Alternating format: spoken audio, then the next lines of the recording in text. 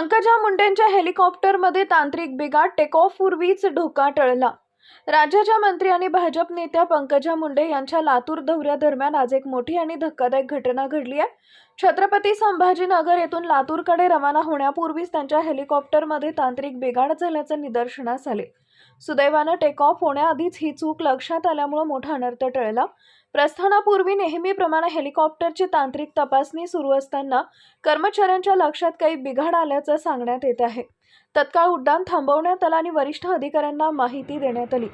सुरक्षिततेच्या दृष्टीने मंत्री पंकजा मुंडे यांचा पुढील प्रवास तत्काळ स्थगित करण्यात आलाय। या घटनेमुळे काही काळ गोंधळाचं वातावरण निर्माण झाले होते, मात्र प्रशासनाच्या तत्परतेमुळे कोणतीही जीवितहानी किंवा अपघात टळला। संबंधित हेलिकॉप्टरची सखोल तांत्रिक तपासणी सुरू असून बिघाड नेमका कशामुळे झाला याचा अहवाल मागवण्यात आलाय। दरम्यान या प्रकारामुळे प्रवासी सुरक्षेचा मुद्दा पुन्हा ऐरणीवर आला असून हेलिकॉप्टर देखभालीबाबत चौकशीची शक्यता व्यक्त केली जात आहे। Subscribe now and press the bell icon. Never miss an update.